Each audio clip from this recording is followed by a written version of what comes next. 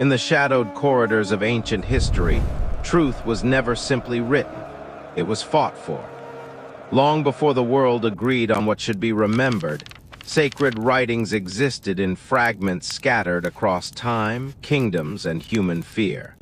Some were embraced, others questioned, and many were buried not only in the earth, but in silence.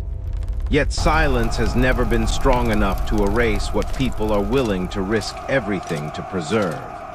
This is the story behind those hidden writings, what many came to call the Apocrypha, not merely forgotten books, but surviving witnesses of faith under pressure.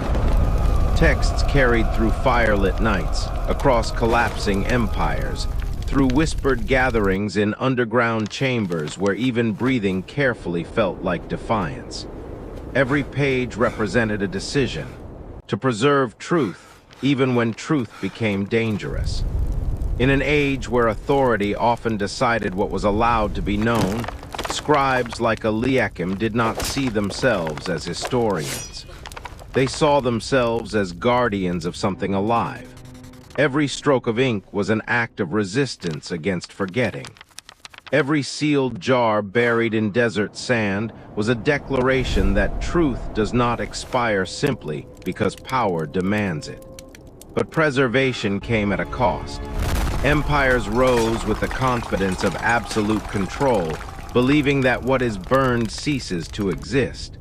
Scrolls were seized, scriptures were edited, voices were silenced.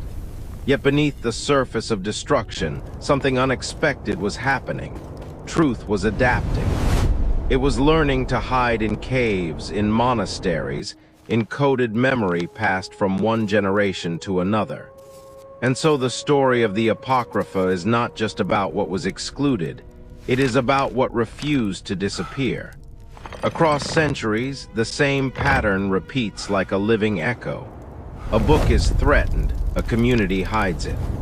A monastery is raided, and what remains is carried further into isolation. A page is lost, but its meaning survives in memory. Time becomes less an enemy and more a vessel, carrying fragments of sacred knowledge forward, even when the world believes it has been erased. Then comes the realization that changes everything. What is called lost is often only hidden. What is called forgotten is often still alive, waiting in silence.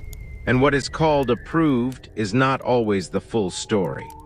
Beneath deserts where wind writes new patterns every day. Beneath stone monasteries carved into impossible mountains. Beneath ruins where empires once declared victory over forbidden knowledge, there remain traces of something unbroken. Clay jars sealed in haste, ink preserved in darkness, words waiting for rediscovery. Not all truth arrives loudly. Some of it survives by endurance alone. And in that endurance lies the unsettling question this story leaves behind. If truth can survive fire, exile, and time itself, then what else has history not yet revealed?